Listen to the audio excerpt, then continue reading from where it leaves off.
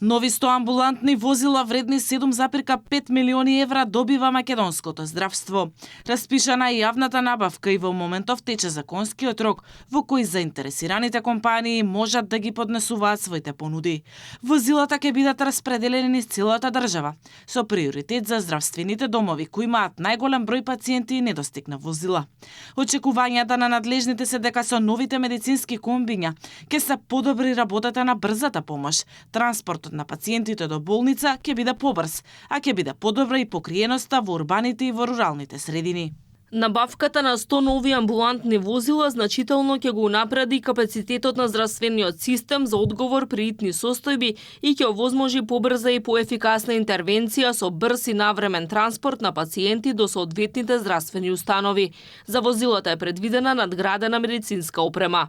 Според медицинскиот персонал, силната инекција за здравството од 100 нови модерно опремени амбулантни возила ќе биде од голем бенефит за пациентите и за здравствените работници.